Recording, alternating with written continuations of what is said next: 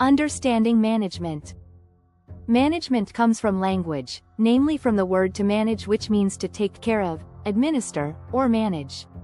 Because that is when an organization or group of people fails achieving its goals is often called mismanagement.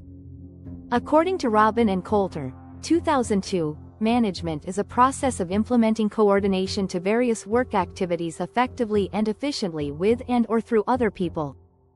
According to Mary Parker Follett in Hanny Handoko's book, 1998, it is stated that management is the art of getting things done through people.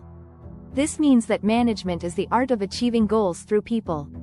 Art here is meant as the ability or skill of a person or group of people to play tools or people to produce beauty and progress. According to Terry, 1982, management is defined as a unique series of processes which include planning, organizing, directing and controlling, which are carried out to set and achieve various predetermined targets through the use of human resources and various other resources. Meanwhile, according to Stoner, 1996, states that management is a series of internal processes establish a plan, organize, direct and control human resources and other resources to achieve a goal. Why management is needed? According to James F. Stoner, 1996, management is needed for meet the following reasons. A. Achieve organizational goals and the goals of each individual within the organization itself. B. Bridging conflicting interests. C. Achieving effectiveness and efficiency. Management as a science, art and profession. 1. Management as a science. As a science, management has the following characteristics following. A. Management principles and concepts can be learned. B. The approach to decision-making can be done by a certain method. C. Some of the objects and management tools used for achieving goals is a material element. D. Implementing management requires various approaches from other fields of science. 2. Management as an art. As an art, management has the following characteristics. A. The success of achieving goals is determined by the nature and potential of managers. B. A process of achieving goals often includes elements instinctive, feeling and intellectual. C.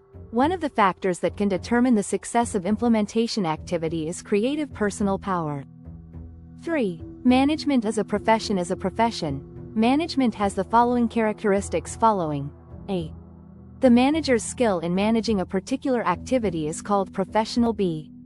Managers who master certain fields. C. Certain professions require certain skills. Management functions. Planning. Planning is a process shown for determine the goals and objectives to be achieved and take strategic steps to achieve these goals. In other words, planning is determining goals and how achieve that goal. B. Organizing. Organizing is a process of assignment, allocation resources, as well as organizing and coordinating activities to each individual and/or group who will play a role in implementing the plan. C. Leadership. Leadership is a process of directing, guiding and encourage employees in implementing a plan for achieving goals. D.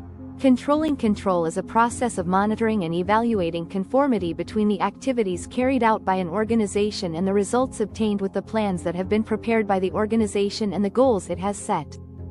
Main functions in the organization. 1. R&D, research and development, developing new products. 2. Marketing, planning, executing, and distributing products or services that meet organizational goals. 3. Finance, managing income, expenses and financial records.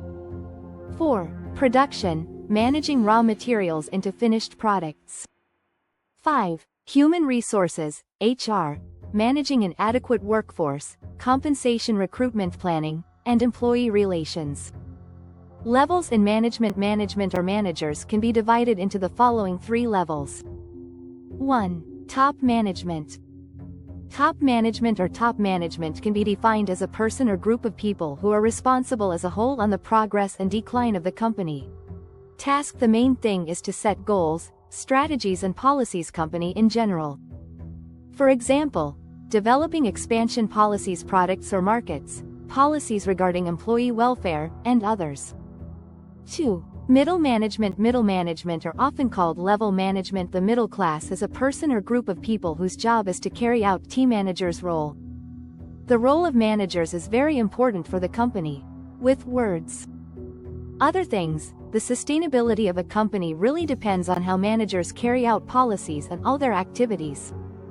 Henry Mintzberg, 1973, stated that every manager has 10 interrelated roles, namely as follows. 1. Interpersonal role. Interacting with other people including subordinates and other people outside the organization, such as symbolic leaders and liaison figures. 2. Informational role. Collecting and receiving and disseminating information, such as monitor, disseminator and spokesperson. 3. Decision-making role. Making important decisions, such as entrepreneurs handling resource allocation disruptions and negotiators. Introduction to management and organization policies made by top management. Its main duties include supervising work units and implement plans to achieve stated goals outlined by top-level management. Examples of job titles: these middle-level managers are functional managers, for example production managers, financial managers, marketing managers, or human resources manager. 3. Lower management. Lower management or lower-level management is those who are responsible for a work unit and completion of various short-term work that has been done planned by management at the middle level or at peak level. Examples of lower-level managers are supervisor, foreman, division head and so on. Management skills. One of the skills mentioned by Gibson, 1996, includes the following. A. Conceptual skills. Conceptual skills are management abilities in integrating various goals and problems in such a comprehensive way. These skills includes the ability to explain problems in depth, parts that are specified so that they can be known, the relationship between each part, as well as the effects each problem in question causes to people. Other. B. Human skills. Humanitarian skills are human skills managers to interact with other humans or within this as with employees and also with fellow managers. Other. These skills also include abilities relate to other people interpersonally. Manager with good human skills, you will be able to understand feelings others and is very wary of himself. C. Technical skills. Technical skills are an ability or expertise specifically to carry out a certain task. Programmer and accountants are one example of the work carried out using technical skills. This skill is very required by managers at levels that tend to be lower. The lower a person's managerial level, the more the greater the demand for that person to control specific technical skills related to the job. Based on the explanation above, it can be summarized that conceptual skills required by management at the top level, humanitarian skills are required by management at any level intermediate, and technical skills required by management in lowest level. Managers' role. The role of managers is very important for the company.